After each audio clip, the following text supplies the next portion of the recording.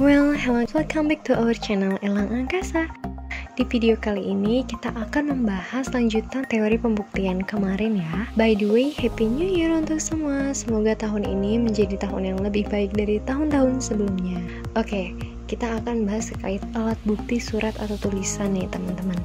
But before it, please don't forget to like, share, comment, and subscribe karena itu semua gratis dan supaya kita lebih semangat lagi nih teman-teman untuk share konten video yang insya Allah bermanfaat untuk kita semua.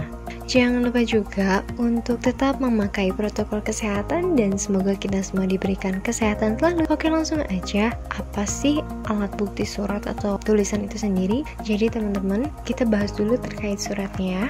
Surat itu merupakan alat bukti tertulis yang memuat tulisan untuk menyatakan pikiran seseorang sebagai alat bukti. Sedangkan alat bukti itu sendiri atau alat bukti surat ya dalam hal ini merupakan segala sesuatu yang memuat tanda-tanda bacaan yang dimaksudkan untuk menyampaikan buah pikiran seseorang dan digunakan sebagai pembuktian. Oke, berdasarkan bentuknya, alat bukti tertulis dibagi menjadi dua jenis, yaitu surat akta dan bukan surat akta. Kalau surat akta itu merupakan surat yang bertanggal dan dibubuhi oleh tanda tangan ya teman-teman. Memuat juga peristiwa-peristiwa yang menjadi dasar suatu hak atau perikatan yang digunakan untuk pembuktian. Surat akta menjadi dua jenis.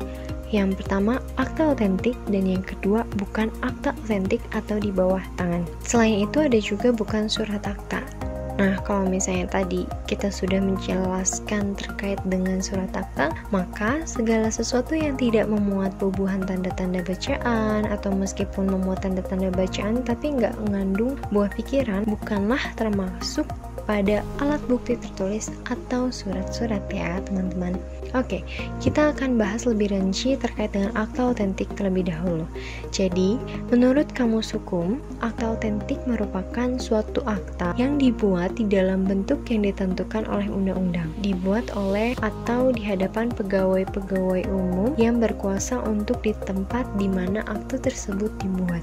Siapa saja sih pejabat berwenang yang dimaksud? Pejabat berwenang yang dimaksud seperti notaris, jurusita, panitra, hakim pengadilan, pegawai catatan sipil, pegawai pencatat nikah, pejabat pembuat akta tanah, pejabat pembuat akta ikrar wakaf, dan lain-lain.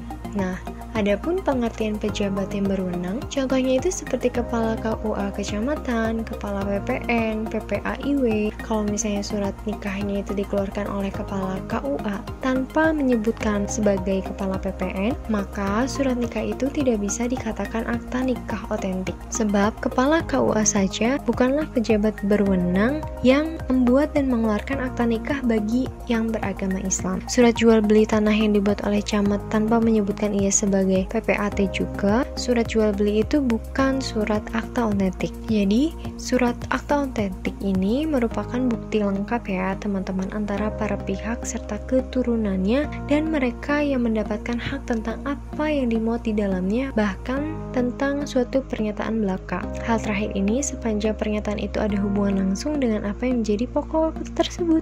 Jadi, akta otentik ini alat bukti yang sempurna ya, sebagaimana yang dimaksud dalam pasal 1870 KUH Perdata.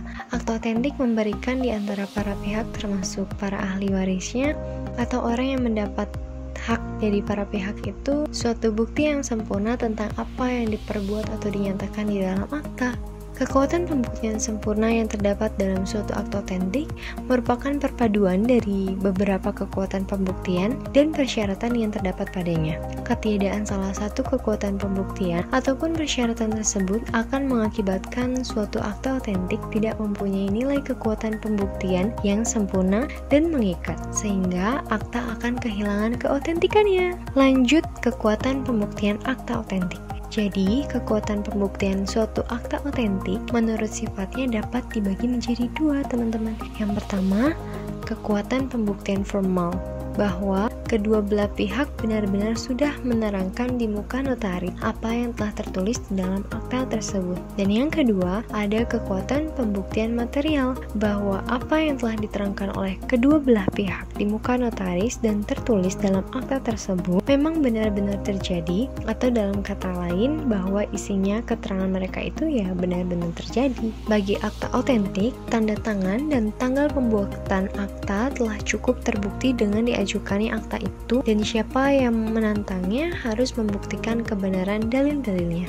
Next, ada syarat-syarat akta otentik. Syarat formil, bukti akta otentik bersifat partai yang dibuat oleh para pihak di hadapan pejabat, yaitu yang pertama, dibuat di hadapan pejabat yang berwenang menurut undang-undang, dihadiri oleh para pihak, kedua pihak dikenal atau dikenalkan kepada pejabat, dihadiri oleh dua orang saksi, menyebut identitas notaris atau pejabat, menyebut tempat, hari, tanggal, bulan, dan tahun pembuatan akta, notaris membacakan akta di hadapan para penghadap, ditandatangani semua pihak, penegasan pembacaan, penerjemahan, dan penandatanganan pada bagian penutup akta. Next, ada syarat formil bukti otentik yang dibuat oleh pejabat yang berwenang, yaitu dibuat dan ditandatangani oleh pejabat yang berwenang, menyebut identitas, tempat, hari, tanggal, bulan, dan tahun pembuatan akta. Bentuk akta dibuat sesuai dengan ketentuan peraturan perundang-undangan yang berlaku. Ada juga syarat material bukti akta otentik, yaitu berisi keterangan kesepakatan para pihak, berisi keterangan perbuatan atau hubungan hukum. Pembuatan akta sengaja dimaksudkan sebagai bukti, tidak bertentangan dengan peraturan perundang-undangan, agama, kesusilaan, dan ketertiban umum bermaterai. Ada juga kekuatan hukum bukti surat otentik. Sempurna, mengikat sepanjang tidak dibuktikan oleh pihak lawan bahwa surat otentik tersebut palsu atau cacat. Palsuannya itu meliputi kepalsuan karena berlawanan dengan kenyataan sebenarnya, kepalsuan tanda tangan, kepalsuan ada penghapusan isi, kepalsuan mengandung penambahan atau pengurangan, penyalahgunaan tanda tangan di bawah belangko kosong. Alat bukti yang dapat diajukan lawan untuk melumpuhkan alat bukti akta otentik dapat berupa alat bukti seperti akta autentik, akta di bawah tangan, saksi, persangkaan, dan sumpah. Kemudian bukti otentik mengandung cacat jika akta tersebut tidak memenuhi syarat formil dan material. Well, itulah beberapa penjelasan terkait dengan akta otentik. Sekarang kita akan menjelaskan akta di bawah tangan. Akta di bawah tangan atau akta bukan otentik merupakan segala tulisan yang memang sengaja dibuat untuk dijadikan bukti tetapi tidak dibuat di hadapan atau oleh pejabat yang berwenang untuk itu, dan bentuknya pun tidaklah terikat kepada bentuk tertentu. Dengan demikian, akta selain otentik semuanya termasuk akta di bawah tangan. Misalnya, surat jual beli tanah yang dibuat oleh kedua belah pihak, sekalipun di atas kertas segel dan ditandatangani oleh ketua RT, ketua RW, lurah atau kepala desa, tidak bisa disebut sebagai akta otentik karena pejabat yang berwenang membuat akta tanah, yaitu PPAT, hanyalah notaris dan camat. Terus gimana sih kekuatan dari akta di bawah tangan tersebut? Sebagaimana yang kita ketahui bersama bahwa kekuatan pembuktian yang sempurna mempunyai arti bahwa isi akta itu oleh hakim dianggap benar sampai ada bukti lawan yang melumpuhkan isi akta tersebut. Seperti misal pihak lawan mengakui kebenaran adanya perjanjian yang dimuat dalam akta, tapi ia sudah memenuhi isi perjanjian tersebut, sehingga perjanjian itu sudah tidak berlaku lagi. Perlawanan yang demikian itu juga dapat melumpuhkan tuntutan penggugat yang didasarkan atas perjanjian dalam kata-kata tersebut, apabila pihak lawan atau tergugat dapat membuktikan kebenarannya.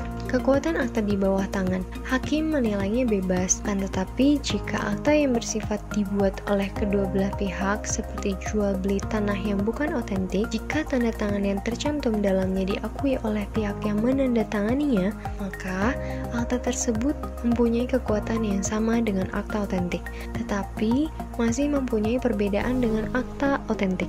Akta otentik berlaku bagi kedua belah pihak, bagi pihak ketiga, dan bagi siapapun juga. Sedangkan akta di bawah tangan tadi hanya berlaku bagi kedua belah pihak, bagi ahli warisnya, bagi orang yang memperoleh hak daripadanya. tidak untuk pihak ketiga dan semua orang lainnya. Apa aja sih macam-macam bukti di bawah tangan? Dasar hukum akta di bawah tangan pasal 286 sampai 305 RBG, pasal 1874, 1878 KUH Perdata, ada dua macam akta di bawah tangan. Yang pertama, yang bersifat partai dan bersifat sepihak. Gitu teman-teman. Apa aja sih syarat formil bukti akta di bawah tangan yang bersifat partai? Seperti berbentuk tulisan, kemudian dibuat secara partai tanpa bantuan atau di hadapan pejabat yang berwenang menurut undang-undang, ditandatangani oleh para pihak, mencantumkan hari, tanggal, bulan, tahun, dan tempat penandatanganan, dan bermaterai. Syarat material bukti akta di bawah tangan yang bersifat partai itu sendiri, keterangan yang tercantum dalam akta di bawah tangan berisi persetujuan mengenai perbuatan hukum, contohnya pemberian uang nafkah, penyerahan barang, atau hubungan hukum seperti sewa-menyewa. Kemudian sengaja dibuat sebagai alat bukti. Next, syarat formil dan material bukti akta di bawah tangan yang bersifat sepihak. Syarat formilnya itu sendiri berbentuk tertulis, dibuat sendiri oleh yang bersangkutan, ditandatangani oleh pembuatnya, mencantumkan tempat, hari, tanggal, bulan, dan tahun pembuatan juga tentunya bermaterai.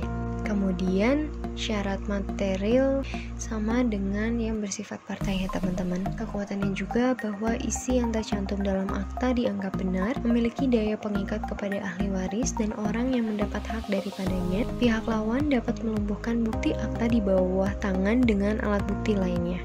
Well, itu dia teman-teman terkait dengan alat bukti tertulis. Semoga bermanfaat. Thanks for watching.